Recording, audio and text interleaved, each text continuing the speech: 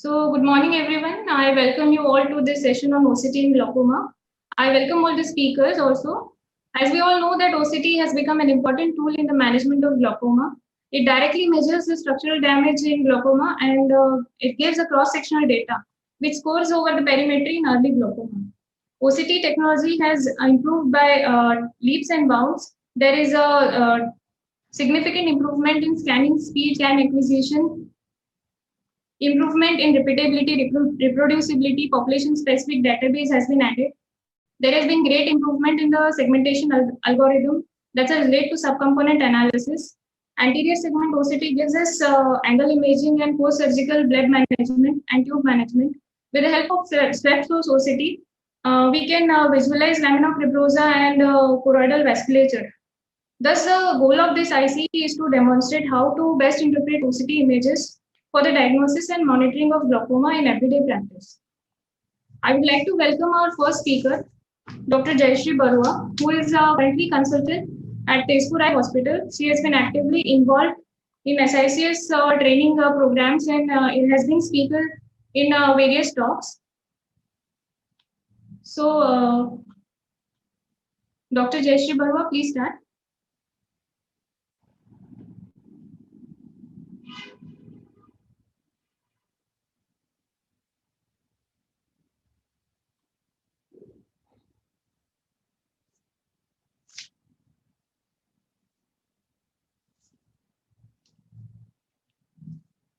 I'm so sorry. So OCT today has become the most objective, the most reliable and reproducible of all the techniques that are used in diagnosis as well as monitoring the progression of glaucoma.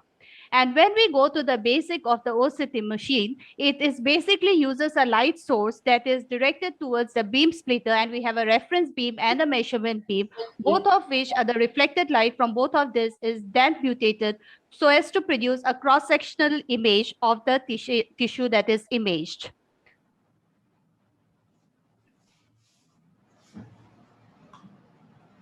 So OCT has undergone tremendous progress since its inception from the time domain OCT to the Fourier domain analysis, which includes the spectral domain and the swept source. So in time domain OCT, we basically had the interferometer at the heart, and it used a movable reference mirror, and the scanning speed was therefore less. It was 400 A scans per second, and the resolution was in the range of 10 to 15 micrometer. Then came the spectral domain OCT, which did not have did not have a moving reference mirror. It had a fixed reference mirror, and it had the spectrometer as the heart. And so the scanning speed increased exponentially to 200 to 400 times what we had in the time domain OCT. So here the commercially available spectral domain OCTs today come with the scanning speeds ranging from 18,000 to 70,000 scans per second. And also the resolution, it is 5 micrometer. Now, another is the swept source OCT, which used the advantages of both the time domain and the spectral domain OCT. It did not use the spectrometer, and nor did it have a moving reference mirror. It had a fixed reference mirror, and the scanning speed of this was 1 lakh A scans per second. However, the resolution is same as the spectral domain OCT. And it also helped in extended depth of imaging up to the level of the lamina fibrosa and the choroidal vasculature as well. So this is the difference basically between the time domain and the spectral domain, as I have discussed regarding the scanning speed, the resolution, and time domain has been replaced by spectral domain in the clinical practice today. So 3 important parameters. As we know, the optic nerve head analysis definitely is very important in glaucoma. Apart from that, we have the RNFL analysis. And another important area is the macular area, where we have 50% of the ganglion cells. So macular ganglion cell complex is also another important thing.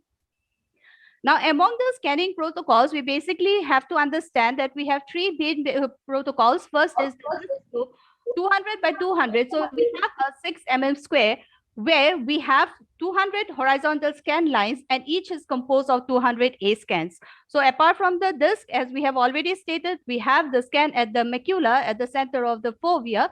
So we have a macular scan again 200 by 200 and a macular scan of a higher resolution. This is the 512 by 128, where we have 128 horizontal scan lines, each composed of 512 A scans. So this is basically what we have, the OCT view that we can see. I'll not go into the interpretation of this as it will be discussed in the next talk, but just a gross overview. We have the demographic data of the patient, which is basically a normative database which all the machines use. Then we have the signal strength. We have the entire optic nerve head analysis. We have the RNFL thickness map, the deviation map, the neuroretinal rim thickness, the temporal superior, nasal, inferior temporal quadrant analysis, the quadrantic as well as the clockwise distribution, and the OCT image. So this entire thing can be visualized from this report. Now, RNFL analysis traditionally uses the 3.46 millimeter scan circle that is centered on the optic nerve head or the Bruch membrane opening. It gives us the TSNIT profile. We have the RNFL, second is the RNFL changes across the 6 by 6 mm cube, and also the GMP software of Spectralis. In addition to the 3.46 mm scan circle, we have two additional scan circles, 4.1 and 4.7 mm.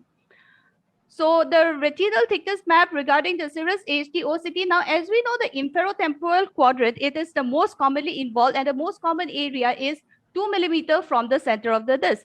Now, the scan circle, which we have of 3.73, 3.46, it has a radius of 1.73. So this 2 millimeter area, it falls outside this calculation circle. This is where this comes to be of use. Now, the scan circle diameter is something that directly affects the RNFL measurements, and the scan circle is projected further away from the optic nerve head in case of high myopia. Now, something about the thickness and the deviation map. So when we are looking at this blue color map, this basically gives a butterfly pattern, and where we have just to remember that the warmer colors like red, orange, yellow will indicate more thickness, while lesser warm colors, like we have the cooler colors in the bluish tone in this area, that means it indicates a defect.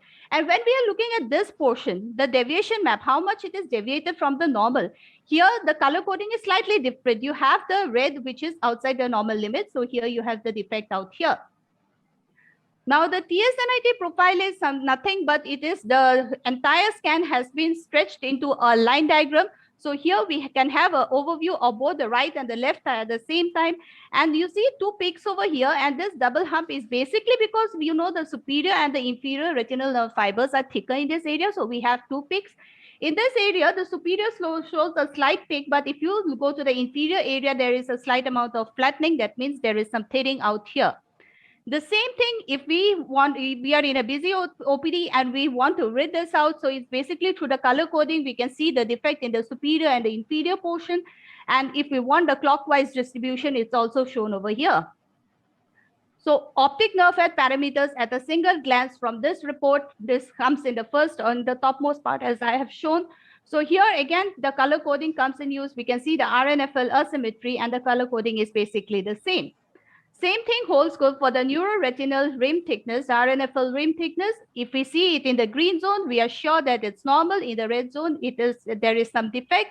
And we can compare both the right and the left eye. The right eye shows a solid line, left eye will show you a dotted line. Now, experimental models have shown that the ganglion cell layer is the early site of glaucomatous damage, and measuring this GCA alone will provide us a better understanding of the disease. Now, what is this GCA? It's nothing but it is the ganglion cell along with your IPL. But when we are talking about GCC, it is these two components, the GC, IPL, along with your RNFL component. Now, inferior temporal sector is most commonly displays the changes.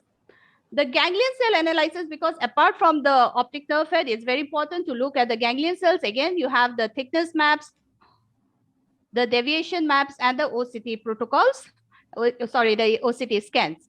So the interpretation is almost the same for all parameters amongst the different devices that we use. Color coding is basically the same. And now, along with this structural imaging, it is very important to have a corresponding field effect. And among the three parameters that we have discussed, the optic nerve head, the macular ganglion cell, or the RNFL, any of the components may be involved earlier than the other. And definitely it goes a long way. OCT helps us in finding our potential glaucoma patients, because the time from OCT can detect the damage to the patient actually developing a gross visual field defect It ranges on an average to from 5 to 6 years. And this is the period when we can start to pick up our potential glaucoma candidates and start treating them early. So over to the next part of the IC for interpretation of the reports. Thank you so much. Thank you, Dr. Jayashree, for the excellent talk. I would like to welcome Dr. Sanket Deshmukh, who is currently working as a glaucoma consultant at Akola. He is alumni from LBPI Institute and he has done long-term fellowship in glaucoma from LBPI. Then Dr. Sanket. He'll be presenting on interpretation of OCT, standard OCT printout.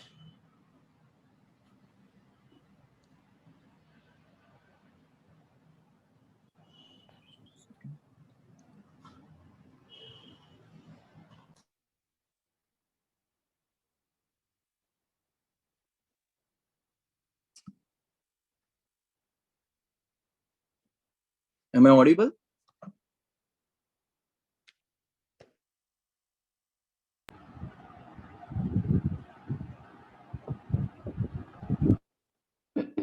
I'm trying to share my screen.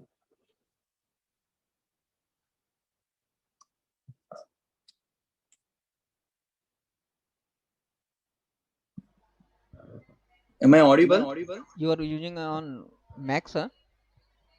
Yes, Yes, sir, you're audible. We can view your presentation. You can get started. Current timer laga do. Okay. Yes, sir.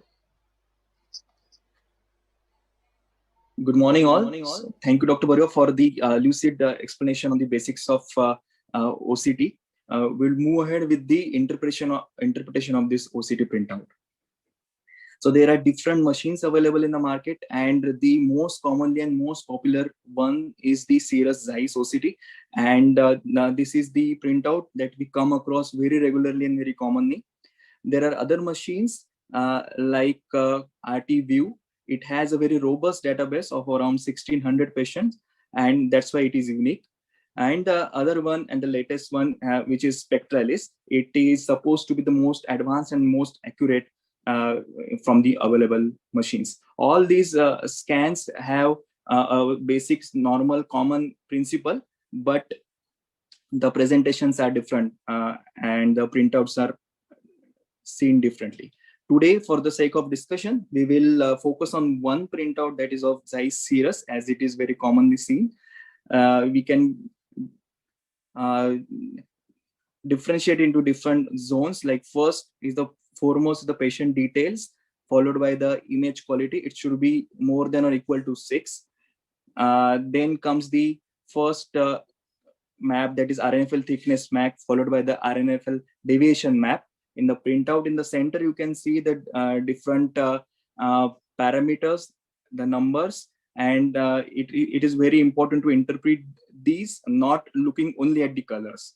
Following the parameters, the graphs of the neuroretinal rim thickness and RNFL thickness, along with that, the sectoral representation of this thickness in a sectoral as well as RNFL clock over pattern.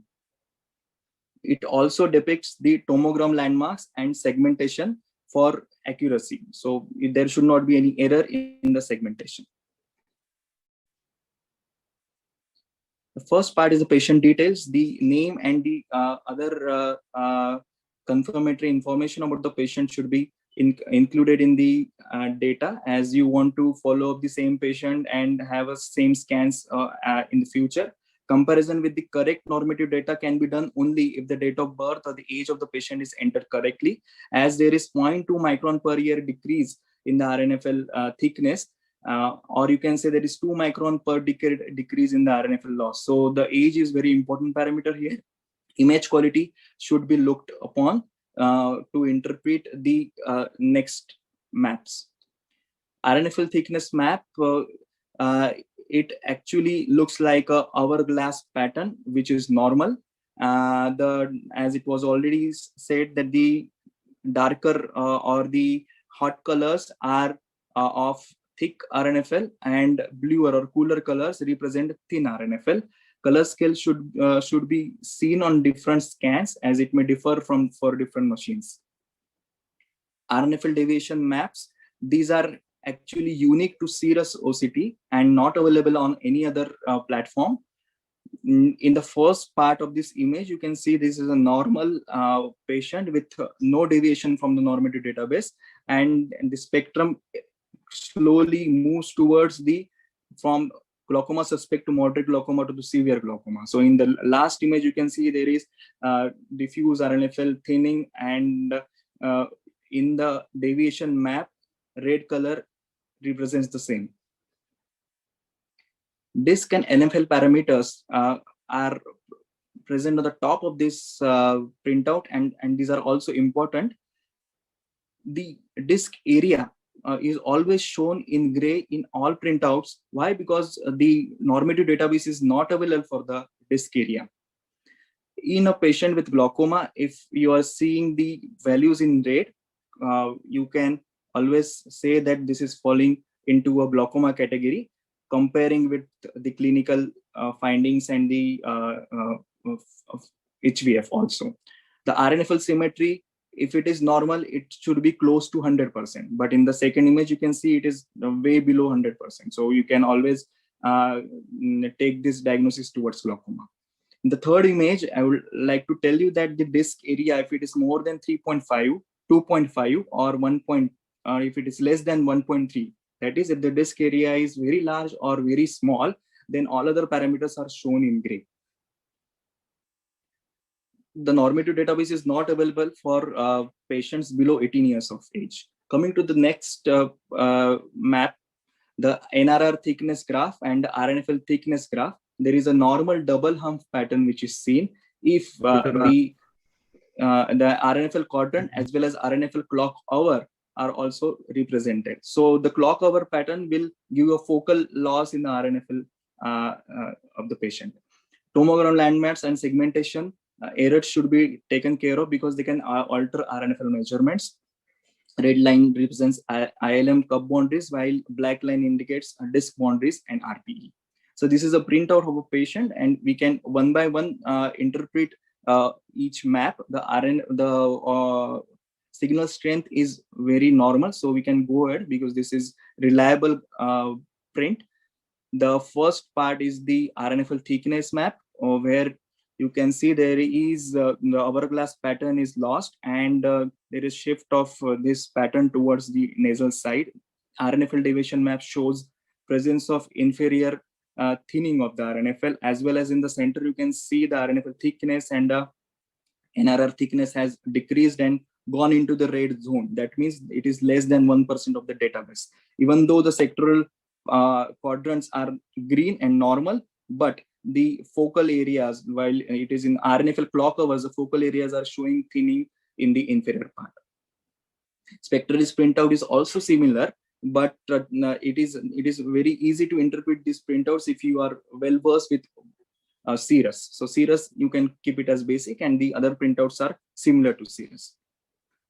Next, coming to the ganglion cell analysis, where there is GCC IPL thickness map, and it has an elliptical measured annulus centered on fovea.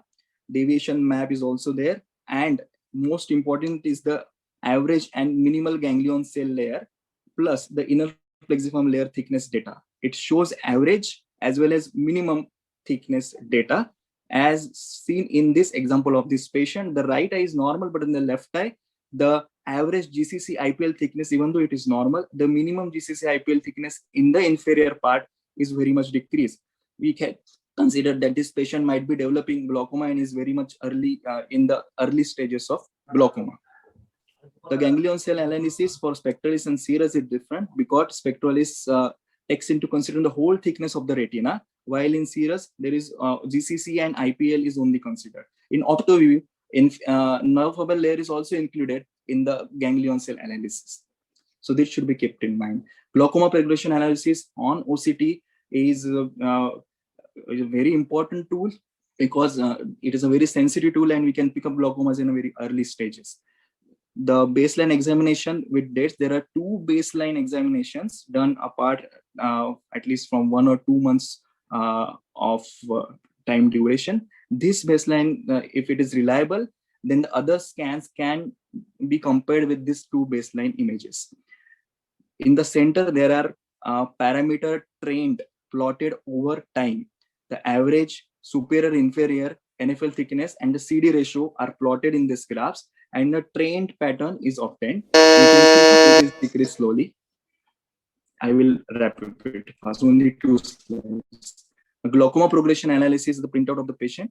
The parameter of different numbers and parameters are included in the GPA, and you can see the inferior nerve fiber layer is decreased slowly over a period of time, and it is shown in red.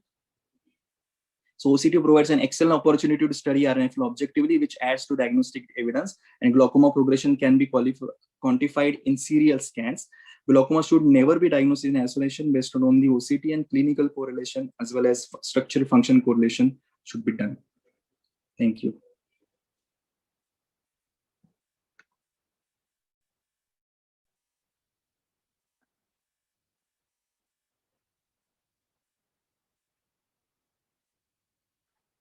I would like to hand over to Bhairavi.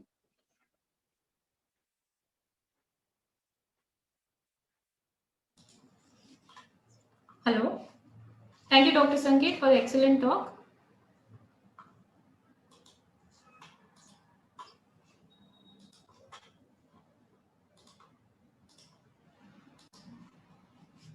I'll be presenting on anatomical variations and artifacts in glaucoma.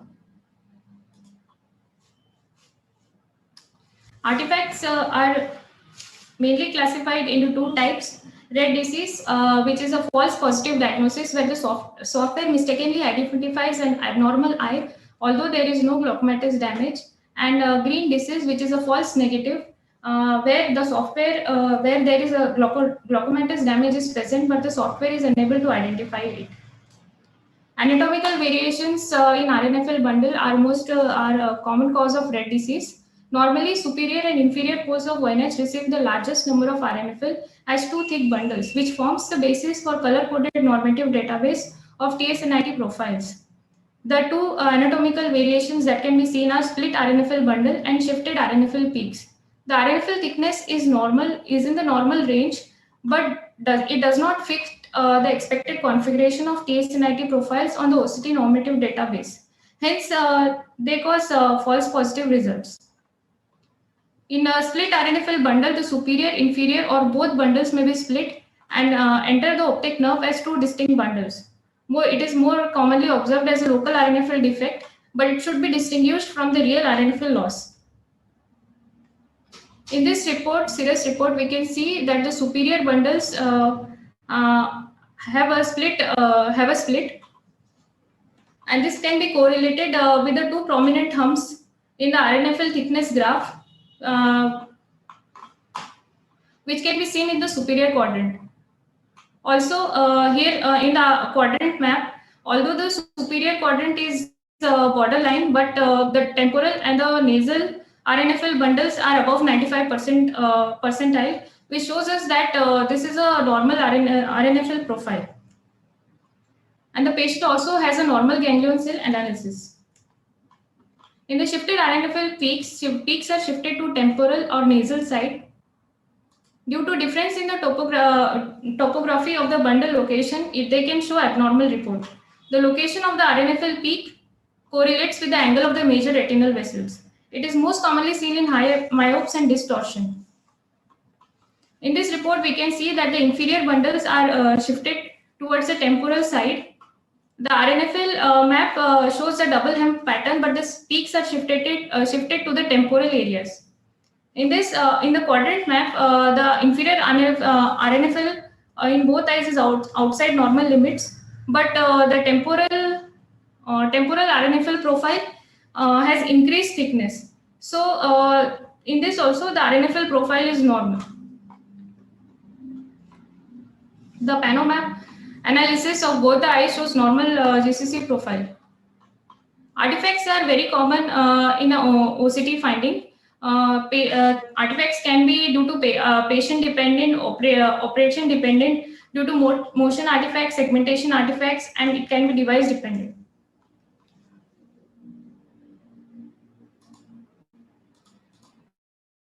Low signal strength is any value of the signal strength below the device manufacturer recommended minimum threshold When a signal strength degrades, RNFL, GCIPL, and GCC are measured thinner than they actually are. It's most commonly seen due to cataract, dry eye, corneal scar, dirty OCT lens, or vitreous floaters.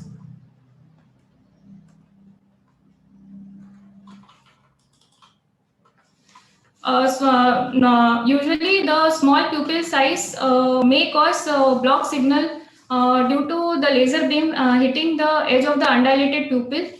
So which can be seen as black areas in the thickness map, which can result in loss of data and which can be seen as a thin RFL in a pie thickness chart. Hence, as a rule, we should always dilate the patients to decrease the variability and artifacts. Cataract diminishes scan quality index and decreases the RNFL thickness. Hence, it is best to do the OCT scan after cataract surgery. TFM abnormalities cause low signal strength. Already, glaucoma patients have pre-existing ocular surface disorders due to drug toxicities. Hence, we should ask the patient to continue physiological blinking and just blink before the scan. And we can use the lubricant eye drops whenever necessary. Blink artifacts are caused when the patient blinks.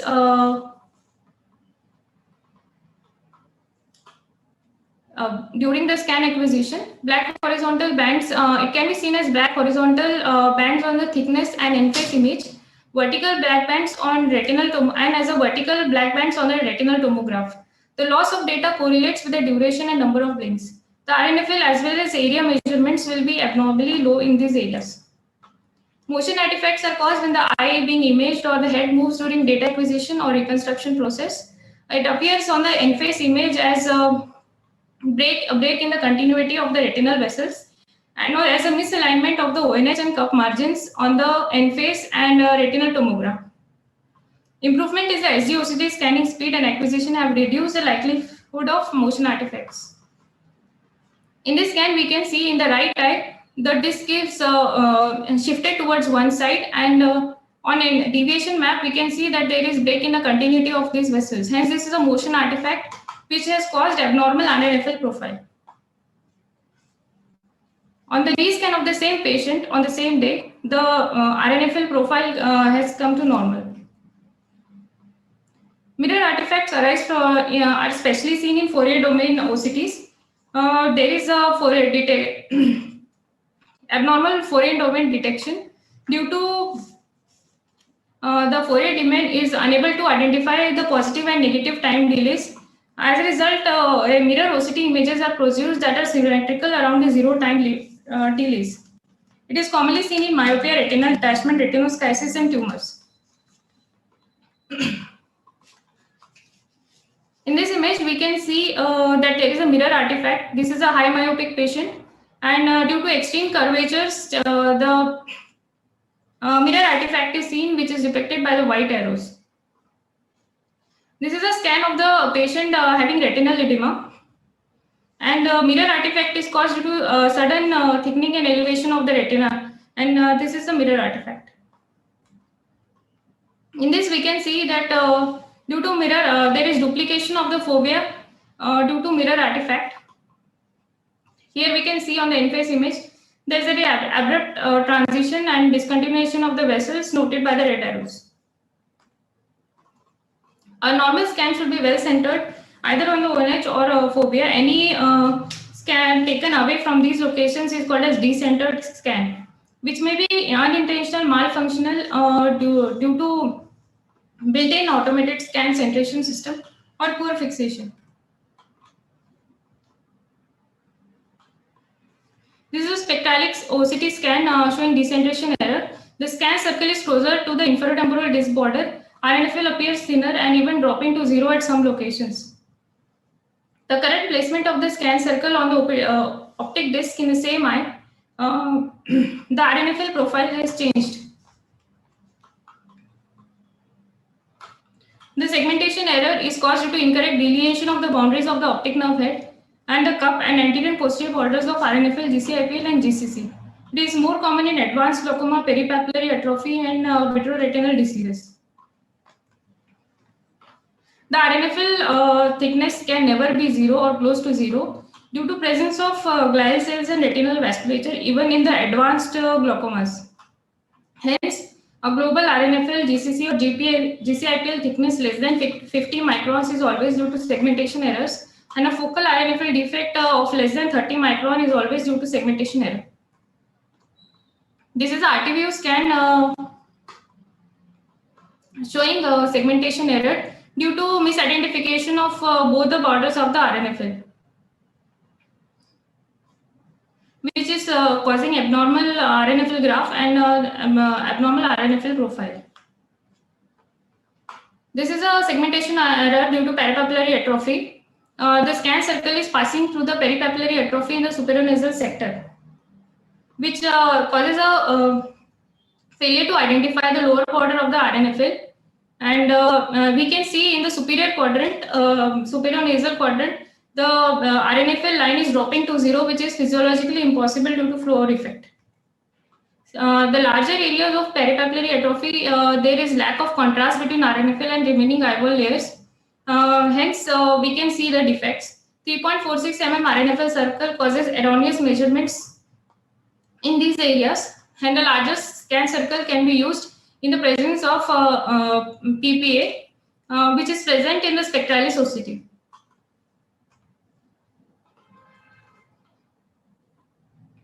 Here we can see a segmentation error present in the case of vitreomacular traction. The segmentation algorithm has taken posterior hyaloid as the anterior edge of RNFL. This is a scan of a glaucoma patient, but due to abnormal segmentation, we can see that the RNFL profile in the nasal sector has normal due to segmentation error. This is a scan of V circle over the RNFL calculation circle. The V ring coincides with the RNFL circulation circle in the inferior quadrant.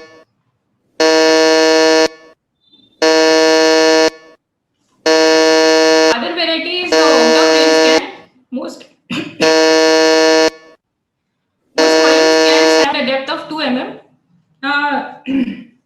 Posterior wall of high myopic eyes has curvatures that exceeds these limits, hence normalized due to improper and can also be seen in normal eyes due to improper scan acquisition. Hence, the key points of this presentation are: we should not interpret only the OCT report based.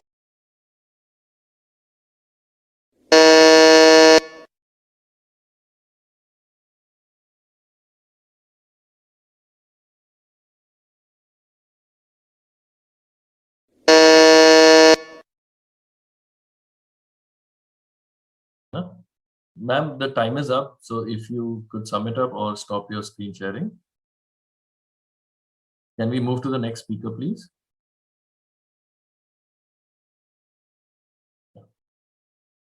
Thank you.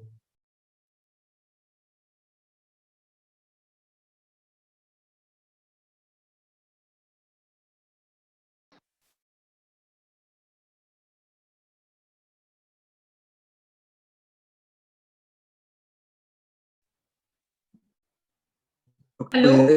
We cannot hear you. Yeah, now you are audible. Okay. That was my presentation. The next talk will be by Dipanjan Ghosh.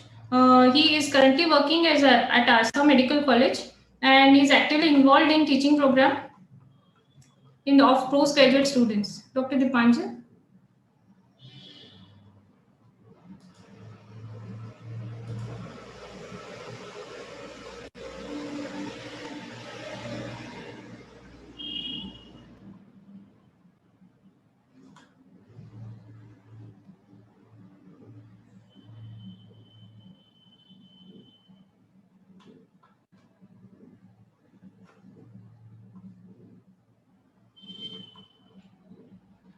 Dr. Dipanjan is not available.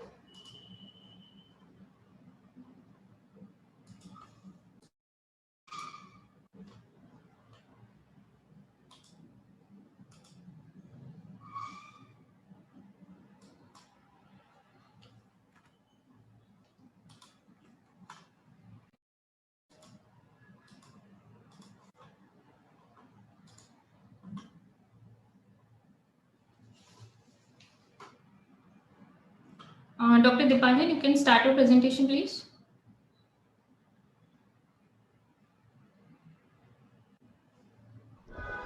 No, sir.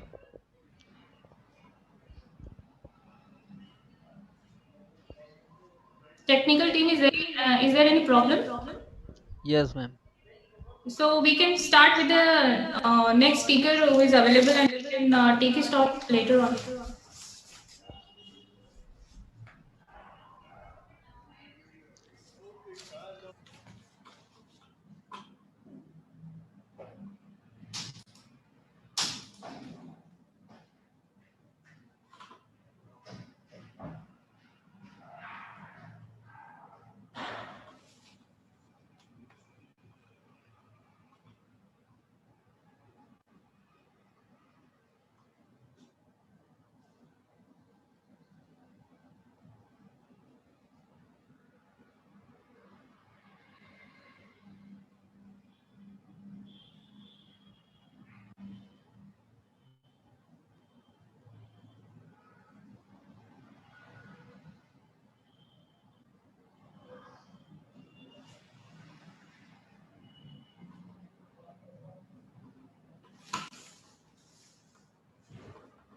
Dr. Dipanjan, we can see the presentation.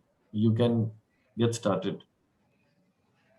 You can just put it on the presentation mode.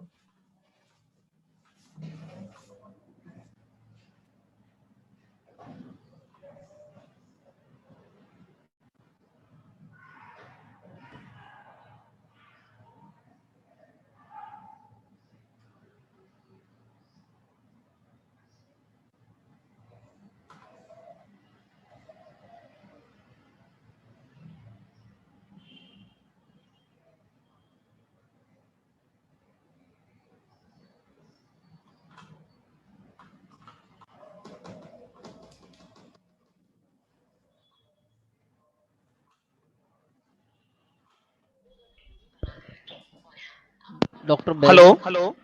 Hello. Hi, am I audible, sir? Yes, yes, yes, sir. Please continue, Okay. ma'am, sir. Can you see my screen? Yes, yes, sir. Making the full screen, sir. Yeah, I have already made it. Can you see it? But not in. Hello. Hello. हाँ, hello, sir. बोलिए. Sir full screen कीजिए sir. I've already done in my laptop. I don't Sir, know why it's not. Sir, can you press the F5, sir? Huh? Sorry. Hello. Like it is already showing in my laptop. Yes, sir. So what do you do? Sir What should I full do screen now? कर दीजिए, slide show mode कर दीजिए sir. हाँ, कर दिया है. Like अभी लेकिन नहीं हो रहा है, यहाँ पे नहीं हो रहा है वो. यहाँ पे आ रहा है मेरे लैपटॉप में. I don't know what's sir happening. आपके लैपटॉप में देखिए एफ फंक्शन F5 दबा दीजिए सर.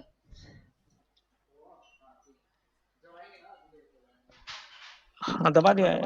नहीं हो रहा है सर.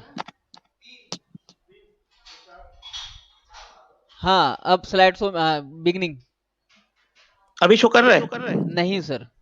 सर विंडो की पी दबाइए सर. विंडो की पी. हाँ, दबाया मैंने. डुप्लीकेट पे कर दीजिए सर इसे.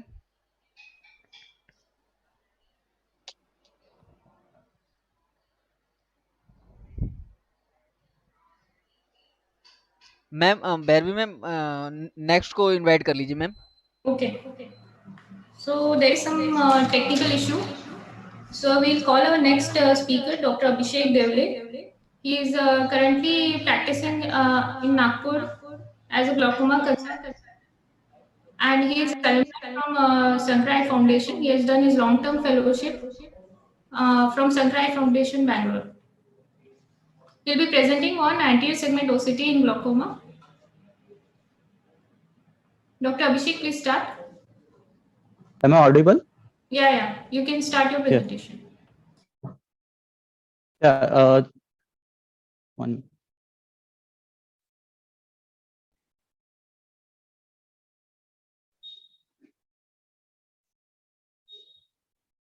Good morning, everyone.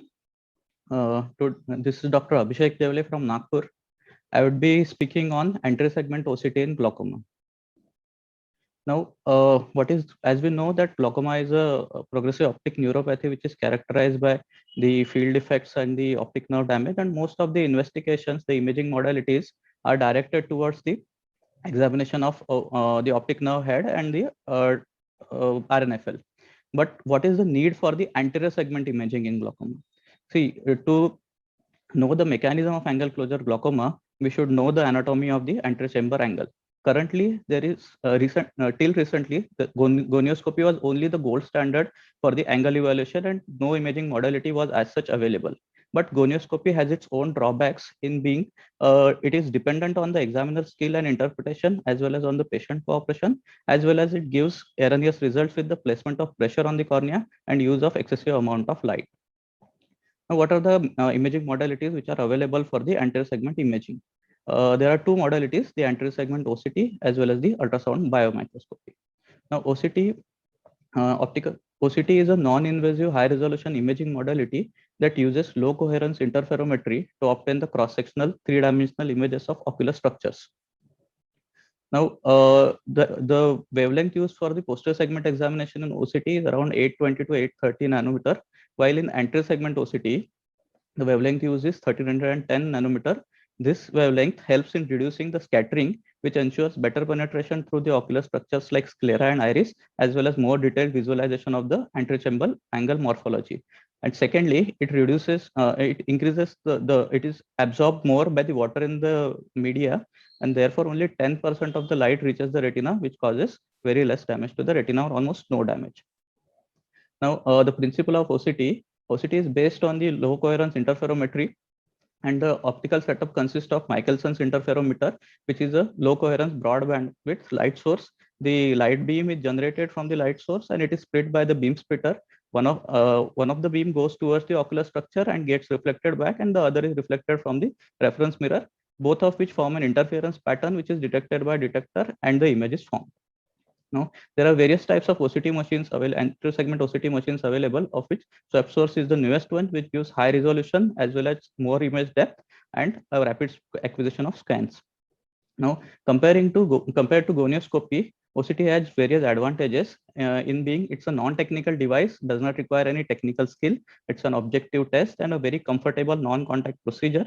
It does not give light artifacts as in gonioscopy, and it has a shorter learning curve. The major advantage is it is able to document the landmark. The only disadvantage here is it is expensive.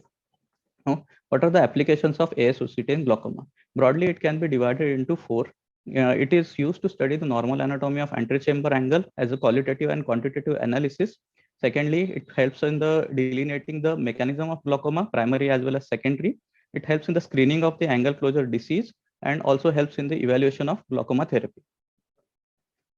Now, coming to the quantitative analysis of anterior chamber angle, using sclera spur as the landmarks, it gives following parameters which would help in the quantitative assessment. The angle opening distance, which is the perpendicular distance between 500 microns anterior to sclera spur and the opposite iris.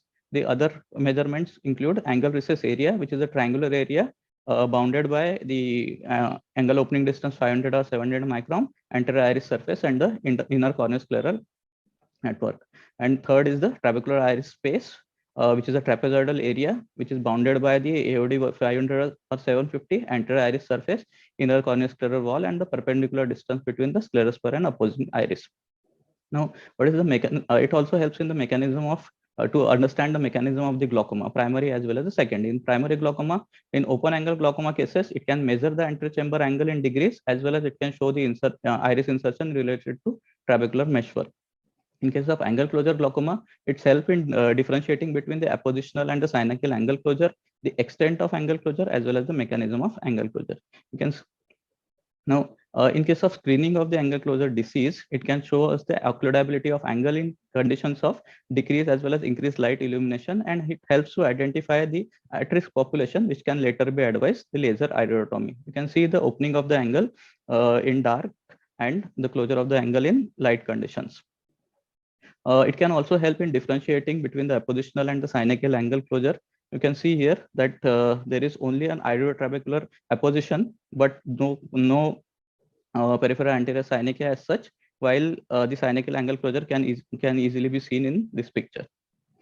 Now, it can also help us in delineating the mechanism of angle closure, such as pupillary block, the plateau iris configuration, where it shows the primary angle closure without any pupillary block, and a prominent peripheral row of iris due to anteriorly directed ciliary processes.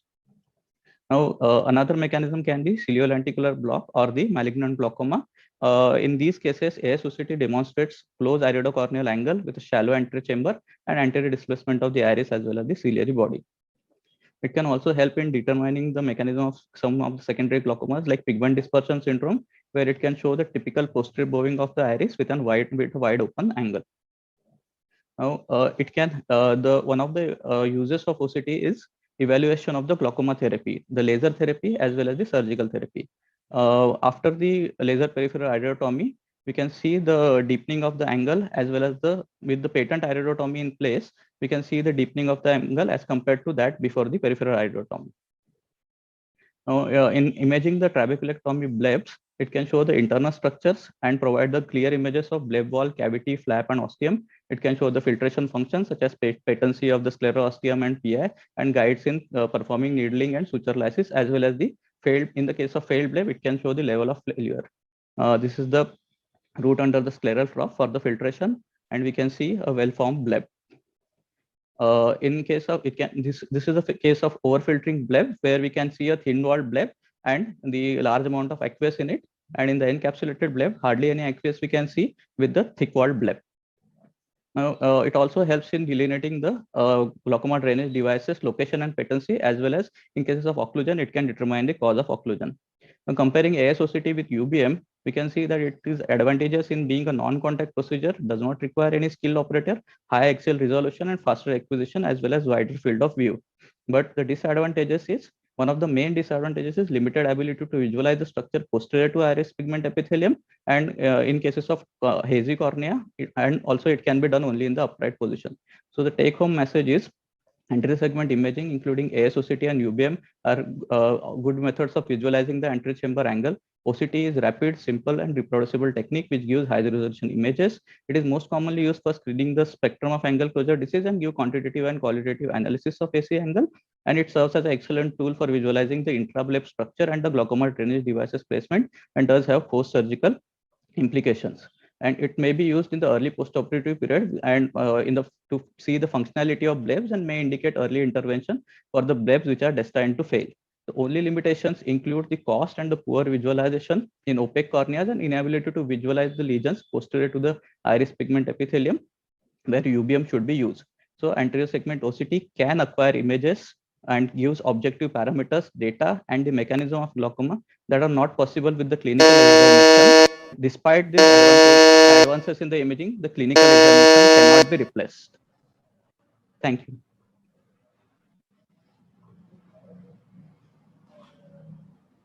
Thank you, Dr. Abhishek. The next talk, technical team, is Dr. Dipanjan available?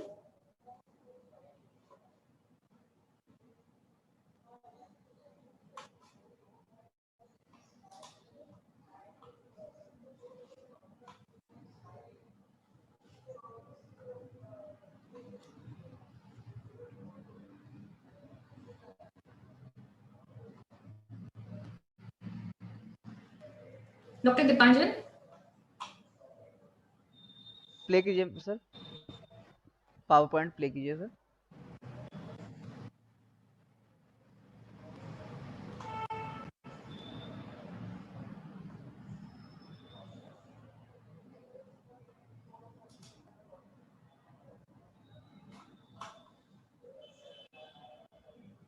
हाँ, मैंने power point मैंने open कर दिया, आ गया यहाँ पे. Presenter view तो नहीं है अभी, लाइक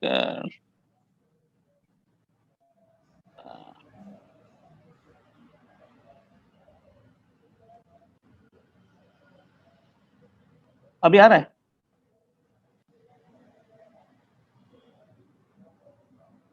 हाँ, स्लाइड शो क्या, ऊपर कुछ भी नहीं लिखा रहा. मेरा फुल स्क्रीन खुल गया अभी, but it's showing in my laptop. मेरा लैपटॉप में शो कर रहा है, बट वहां पे क्यों नहीं आ रहा है, I don't know. Technical team? मेरे लैपटॉप पे तो शो कर रहा है आपका सब कुछ. Sir, we are also able to see it. You can just go ahead and just click down. Dr. Dipanjan? हाँ sir, are my slides visible? Yes, sir, it is visible. You can also go ahead. You can just go down. It's okay. I think we will have to manage with this. Okay, I just present my presentation. Yes, sir, please. So good morning, everyone. So I'm here to present a topic on this detecting structural and functional glaucoma progression.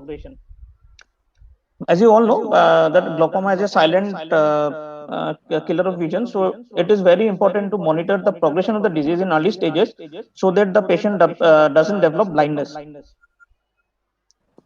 So as you can see from this, the structural changes, they occur much more before than the functional changes. So it is very important to detect the progression at this stage because before the functional changes have developed. So coming to the advantages of the OCT, it is very fast and objective. It is highly reproducible with low test retest variability. It is able to evaluate the RNFL, macular thickness, and ONA changes at the same time. Structural progression precedes the functional progression in early, and it can detect progression even in the pre-parametric stage. Hello, can you hear me, sir?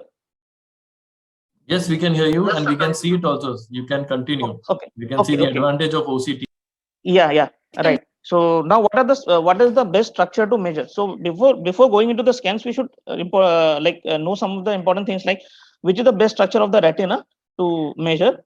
So what quantity of change is significant, and are the structural changes relevant to the patient in terms of glaucoma progression? Are the longitudinal measurements affected by aging, and how can the changes resulting from aging be differentiated from true progression? And what are the best ways to use the OCT alongside visual fields? Now coming to the best structure to measure, I think the retinal nerve fiber layer has been documented as to be the best structure for measurement of glaucoma progression. And OCT devices now also have the ability to quantify changes to the glaucomatous macula using the ganglion cell, IPL, and the ganglion cell complex. Coming to the RNFL thickness, to assess the progression, some things have to be kept in mind, like the floor effect, whether the thinning is suggestive of glaucoma progression or not, whether the thinning is due to normal aging, and the correlation of the RNFL loss on the OCT scan with corresponding visual loss. So the OCT machines, the analysis of progression is done either by the event or trend-based methods. In the event-based analysis, it measures the difference between the baseline and the follow-up measurement. So any decrease in 5 micron is suspicious, and any decrease in 7 to 8 micron of the RNFL thickness in a given sector it suggests progression.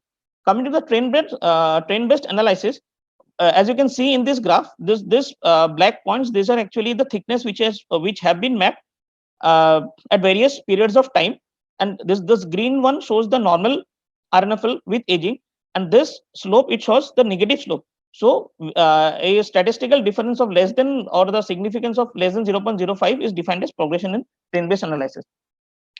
Now the macular scan, it has also some role, because the highest concentration of retinal ganglion cells are in the macula, so they can contribute towards the glaucoma diagnosis. And the GCL and IPL measurements have excellent long-term inter-visit reproducibility. Also in advanced glaucoma, when the floor effects of the RNFL sets in, the ganglion cell and the IPL thickness, it remains above, and so this is during and for advanced glaucoma, so these parameters are taken into consideration. So this is a ganglion analysis cell map. So these are showing, like the blue color, it is in normal range. The warmer colors are normal thickness, and when we go down to the deep colors, this actually shows thinness of the, or loss of the ganglion cell complex. Now combined RNFL and macular scans have shown clinicality in detecting early glaucoma, because the RNFL thickness changes are more readily detected due to the faster rate of RNFL loss. But in advanced glaucoma, when it reaches the floor effect, OCT can be more useful. And also in some patients with myopia, we have variability in this morphology. The optic nerve head scan has not been widely accepted, probably due to variability, disc size, tilt, torsion, and peripapillary atrophy. But some current OCT machines, what they take into account is the Brooks membrane opening area and the minimum width area as the anatomic point of reference. So how early can we demonstrate progression in OCT? So this is a graph which has shown a patient having a 95 percentile of RNFL thickness, and this is the 5th percentile. So a significant amount of like 1/3 of the retinal ganglion cell loss has already occurred before any detectable changes even in the normal OCT, because if it is in the green zone, the OCT will term it as normal, and only when it comes to the yellow zone or the red zone, it will be outside normal limit or borderline. So again, this is the graph which shows like progression in green, means we can detect the, see, this is the borderline. So if even before reaching the borderline, we can detect the progression by serial OCT scans. So this is a GPA analysis or the Cirrus HD OCT machine. I just like to read out the printout once. So number one is like it has shown the patient data and everything. Number two is like the baseline. This is the average thickness of the RNFL. This is the baseline. And number three, it shows any deviation from the baseline. The orange color, it shows possible losses, and the red colors, it shows likely losses. So this is a train based and this is an event based, and this is a train based analysis of the average RNFL thickness. These points are actually taken over a period of time. These are measurements of the RNFL thickness of the average RNFL thickness. And if you have this black dots which are normal, if it is red or orange, which shows likely or possible losses. Same, this is the superior RNFL thickness train based analysis. This is the average cup to disc ratio, and this is the inferior RNFL thickness, which is against. But this is the train based analysis. So these are the measurements from which the graphs have been plotted. So we have to see whether this red zone they show likely loss, and this orange zone they show possible losses of the RNFL. So this is a ganglion cell. It's the same as this is the GPA analysis of the ganglion cell, which is again showing this is the baseline measurements. And this colors they are showing this is the orange color, they are showing likely loss, and the red colors they are possible loss, likely loss, and the orange they are showing possible losses. These are actually any deviation from the normal baseline measurements. Same, similarly, we have the average GCL and IPL thickness. This is the superior and this is the inferior one. This is again the this is the data. This is the cumulative data which have helped us in plotting the graphs. So these are some of the tables and some of the studies which have been done. So in all the studies, they have shown early progression on OCT leads to visual field changes also, because the eyes progression of VF has greater rates of macular thickness loss. There are many studies which I have written here. Now the next important thing are the structural changes relevant to the patient. So the studies done by Mickey et al. And Yu et al. Have found, like if there is a particular value, if there is a loss, it corresponds to higher risk of visual field in developing glaucoma. Now, combining structure and function in glaucoma, structural changes observed in glaucoma are commonly accompanied by functional loss, which may ultimately result in significant reduction. So standard automated perimeter remains the established approach for monitoring functional glaucoma loss. So the question is, how much damage needs to be happen before detection is clinically possible? Again, we can see this is done by a spectralist OCT machine. This is the train-based analysis. So what they have done is, over a period of time, they have taken the measurements of the RNFL thickness at various times with the various ages, and the legend here given is whether it is significant or not. So any downslope or negative slope, same thing, we can see there are changes out here also. So nowadays there are available OCT systems for structure and function evaluation. This is known as the forum. This is which can automatically combine relevant information from both the Humphrey visual field, the Cirrus HD OCT, and the fundus images. And the HFI and the Cirrus OCT combined report on the forum, it summarizes the patient structure and function analysis on a single printout. So what is important about this printout is it is not taken, it is a single printout. It is not comparable with any nominated data. It has been taken on over a period of time. So this is the this is the Humphreys visual field. As you can see, there are some visual field defects. Same thing on the OCT. Also, the RNFL thickness has shown here. So this is known as a flip comparison, structure and functional comparison together. The red areas they show outside borderline or severe thinning, and the green and yellow is the borderline, and the green is normal. This is the same thing which we can see there are in the left eye there are two areas which have shown outside the normal limit, and this is a yellow zone which has shown borderline. This is a forum workout of the spectralist OCT along with the Heidelberg H perimeter. Here you can see the patient has defect in the inferior nasal in the quadrant, and in the OCT it has shown the superior temporal quadrant, which has been flagged in yellow. So this has shown thinning. So this is actually a swept source OCT done by a TOPCon machine, and it takes into account everything like the circumpapillary RNFL thickness. This is the OCT machine, and this is the thickness, which you can see this line, which is sometimes has gone beyond the normal range also. And this is the RNFL thickness view, and this is the GCL in the IPL thickness view, and this is the propagation plot actually. So this is the propagation plot, and from here we can see the changes which have occurred and the progression which is likely to occur in a patient of glaucoma.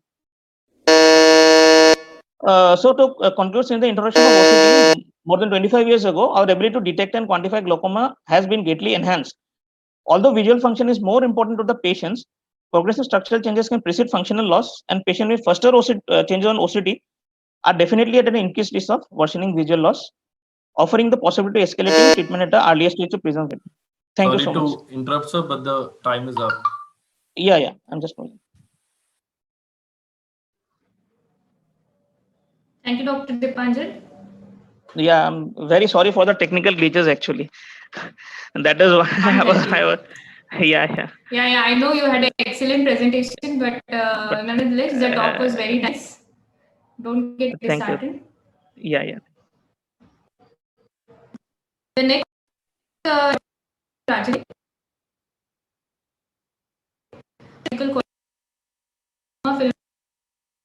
from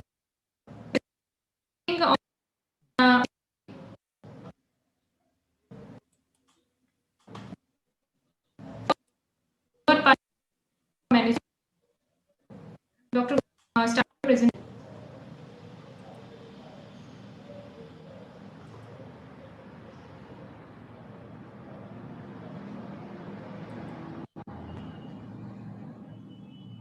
Thank you, Dr. Bhairavi.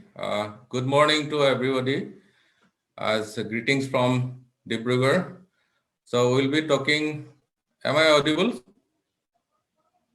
Yes, sir. Yes, sir. Please continue. Okay. You are audible. Okay.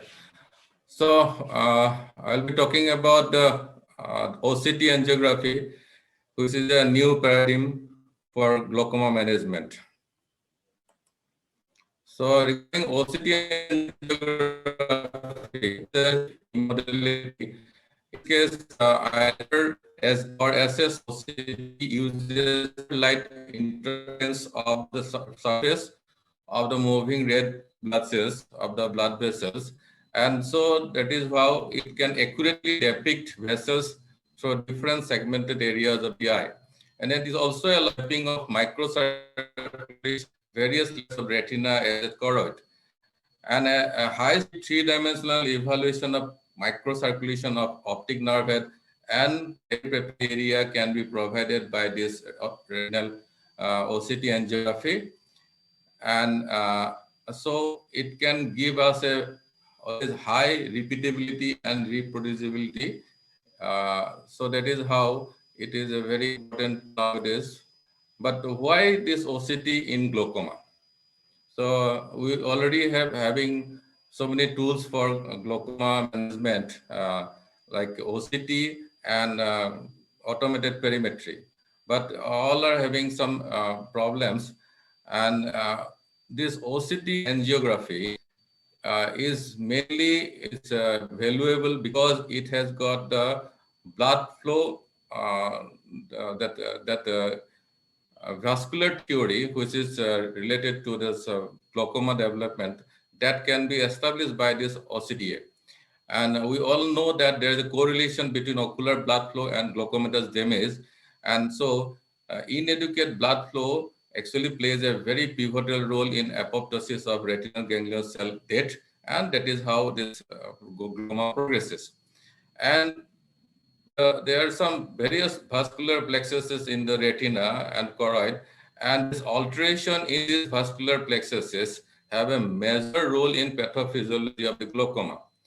And with this OCA and angiography, actually, by that we can have a not only qualitative evaluation, but also quantitative measurement of the ocular perfusion. And thereby you can not only have a good idea about the what is going on in the glaucoma patient, as also it can help us in the management of the cases. If you compare OCTA with OCT, then we can find that OCT can only detect the lost ganglion cell, but OCT angiography can detect both dysfunctional as well as lost ganglion cell. So before there is a loss of ganglion cell, OCT angiography can detect that whether this ganglion cell is going to die or not. So that is a very important issue. So again, the OCT angiography parameters correlated better with the visual field parameters, as in OCT angiography you don't have floor effects, which is always there in case of OCT. So OCT angiography has an additional value both in the very early as well as very late stage of glaucoma. Coming to the OCT angiography scans, unlike the OCT, we don't want to have this optic nerve head scans. Rather, we want to have peripapillary scans, because in optic nerve heads, there are so many major blood vessels which can obscure the capillaries actually. So that is why optic nerve head scans is not good in case of optic OCT angiography. Rather, we go for peripapillary angiography of 4.5 into 4.5 millimeter scan. And again, macular scan also is very valuable in case of OCT angiography. And in case of macular angiography, we should have a bigger scan of 6 to 6 millimeter, because we know the peripheral part of the nerve fibers only gets affected in the glaucoma. So that is why we want a bigger macular scan. So in these scans, what we should look for? So ideally, actually, we should look for in the OCT angiography is the two things. One is the vessel density and the capillary density. So vessel density is nothing but the percent area occupied by the vascular pixels in the end-phase angiogram. And capillary density can be measured by excluding the larger vessels. So these two, both vesicle density and capillary density, has an excellent reproducibility, and that is how it is OCT actually scores over the other tools. And but with OCT angiography, we can also measure the flow of blood flow actually, but blood flow measurement is not a good tool for us, because it has got poor reproducibility. Rather, we should go for vessel density and the capillary density. So, what are the plexuses affected in this glaucoma? So, in case of peripapillary region, it is the nerve fiber layer plexus which is primarily affected. But in case of macular region, both nerve fiber layer plexus and the ganglion cell layer plexus are affected. And these two plexuses combined together, they are called as a superficial vascular complex. And if you focus in the superficial vascular complex, it enhances the visualization of the focal glaucomatous defect. And to depict this different vascular plexuses of the retina, this is the NFL plexus, and this is GSL plexus, this is ICP, this is the DCP. And this NFL plexus and GCPL that combines to form the superficial vascular complex, whereas the ICP and DCP, that they combine together known as a deep vascular complex. So in the peripapillary scan, we get these 6 sectors. So this is superior temporal, this is superior nasal, temporal, nasal, inferior temporal, and inferior nasal. So in these 6 sectors, this is vessel density is actually calculated, and the density percentage given. And usually in normal cases, 55 to 65% of the density is with what we get. And obviously in the temporal sector, we get the more density. So like this, in case of OCT, we have this TSNIT curve. So we can get same thing in the peripapillary scan also. So if you compare the peripapillary scans of a healthy individual with a glaucoma individual, then we can get into the this upper picture is the actually glaucomatous peripapillary scan. So here you can see that density is very less, and in the color code also you can see more of the blue. But in case of healthy, that is in the lower picture you can see this is a good capillary vessel density is there, and so we get so much of yellow and red zones here. So that is how we can get know that which one is a glaucomatous, which one is a healthy one. So likewise here also we can get this one is healthy, this one is glaucoma suspect, this one is glaucoma, where you can see that there is a loss of vessel density is less in case of glaucoma. It's a borderline in case of glaucoma suspect, where it is normal in case of a healthy individual. So if you, and good thing about the OCT angiogram that if you see the superficial vessel complex angiogram here, if you see the dotted yellow dotted zone, that is where you can see that there is a vessel density is less, and that exactly actually can seen with the same thing in the ganglion cell complex thickness. So exactly here also you can see the blue zone, blue coded area. So that is where the thickness is very less. So the thickness is less where there is a density, vessel density is also very less. Another good thing about the visual OCT angiogram is that so we can have visual field simulation. So that is a good thing coming up in the OCT angiogram, and it can simulate the visual field by using sector-wise peripapillary NFL OCT results. Sir, your time is up. Please conclude the presentation. Okay. So we can have visual field simulation, and in case of here no floor effect is there, visual field. So that is a good thing about that. And we are having some limitation of motion artifact, projection artifact. Summary, it is newer invasive imaging modality for assessment of glaucoma, particularly of very early and advanced glaucoma. It is patient friendly and consistent reproducible results can be there, and it has got some limitation, but with newer developments in the process, it may be a tool of the future. Thank you. Thank you, Dr. Goi, for the excellent talk. Thank you.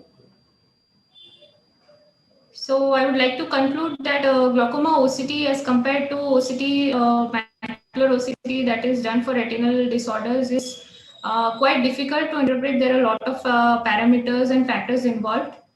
So we should know about the how the device works, the normative database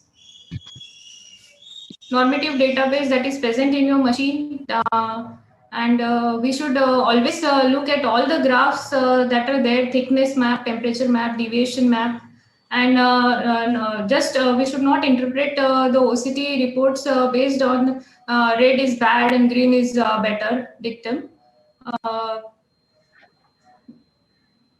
And we should always correlate clinically with the field and the disk changes. I would like to thank AOS for giving us an opportunity for presenting this instruction course.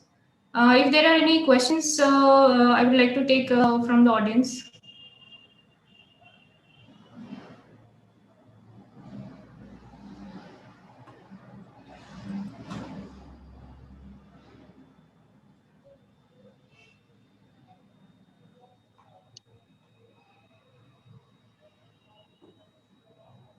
So,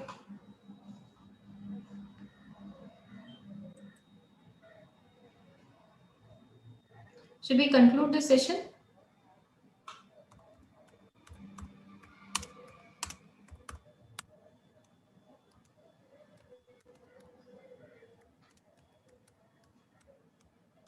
Can I ask Yes, one yes. question to all the panelists, Dr. Yes, yes. Gogoi sir, Dr. Bhairavi, and everyone else, Dr. Ghosh and Abhishek Deval sir. Yeah.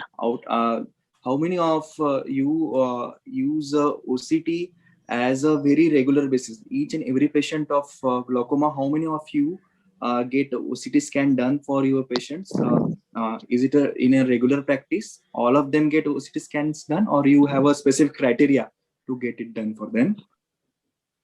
I do get, if it is an early to moderate glaucoma, I definitely get OCT done in all the patients. I do along not only RNFL, I always do the ganglion cell complex as well. Because many patients, the perimetry, it's they may not be able to understand, not able to perform. There are artifacts in the field, the perimetry also.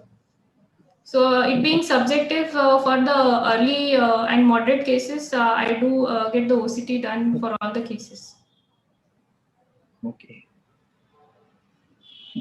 Gogoi sir? Actually, if that can be afforded by the patient. Okay, first of all, affordability is a question here. So if it is affordable, then better to go for all cases of OCT, because it is a reproducible one, and we can manage for the for whether progression is there or not. We can see it in the future visits. So that is why I always prefer to have a OCT of whether it is a established case or a very suspected case. So that is a very much important tool for us nowadays. But affordability is a question here. Yes, sir. Yes.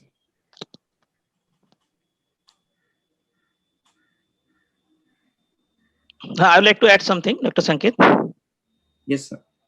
Actually, what happens in our scenario? So most of the patients who come with glaucoma, they come with actually moderate to advanced damages actually. So most of the patients which you get in the, because it's a peripheral medical college, and what we have seen, because the awareness, due to lack of awareness or something.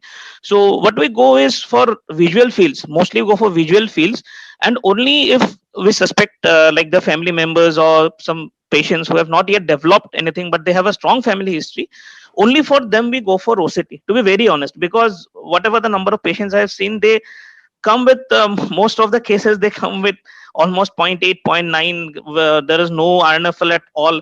So I don't think there is no point of going in OCT, because they have reached a stage like where you just need to treat them on a basis, like just doing, because they have already like advanced to such a stage, like so that's the scenario which we are facing. But yeah, in some of the patients, especially in some young patients and some patients, we get referred, sir, I have a family history. So then on this patients we go for OCT, regular OCTs, and uh, also visual fields if required at a later stage. Yes, sir. Yes. That is what the same case what we are seeing here at district place in Maharashtra. Many patients are already have developed severe glaucomatous changes. But yes, as Dr. Gogoi said, it is good to know if these patients are progressing, even minimally. If they are progressing, we can catch them early. Yeah. Yes. Yeah. Right. In advanced cases, we can nowadays GPA is present even in the ganglion cell analysis in the newer machines, so we can use that in advanced patients who are not able to perform the perimetry. Old patients with tremors and all, we can do that also. Yeah, exactly. In the patients who are not responding or those not cooperating on the visual fields, we go for OCT only. We have to explain to the patient also that you have this disease, this is the problem. So documentation is also very important in those cases. Yes, visual field, it's very tiresome actually. The older patients are not doing it properly. So many, there's a reliability issue is there. But in case of OCT, the reliability is always there. And better for documentation purpose, that is the best thing we can have at present actually. Yes, sir. So better to go for OCT, all the patients, even if it is Right. Right, sir.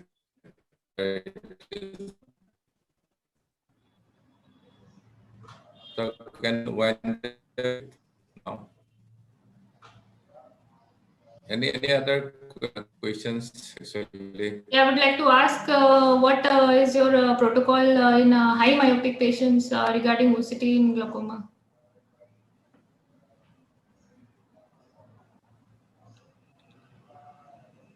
high myopic. We have already discussed it. So you are a better person to Yes. answer it actually. No, like because normative database is not present generally. It's maximum up to -6, Yeah, -7 sure. diopters, and above that normative database is not present. So Definitely, the we'll have dicey thing, to. gray area, lot of gray Yes, areas. but main thing is that clinical evaluation, we cannot afford this actually. All the patients, whether it is a early patients or established one, clinical evaluation is a must. And if we have a high myopic case patients, so definitely we can draw the pictures, exactly fundus pictures, at least for those patients, for to know it. But so if we do not have a reliable OCT data, then definitely we will have to lean up on the clinical evaluation only. Otherwise, Definitely.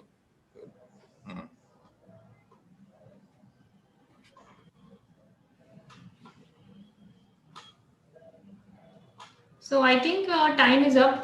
So we'd like to conclude the session. yes. I thank all the speakers for their wonderful presentations. Thank you very much for Thank this you, sir. opportunity. Thank you very much. Yeah. Thank you, Thank Varavi. you Thank to you, all the everyone. Thank you, panelists. everyone. Thank you. Thank you. Thank you. Thank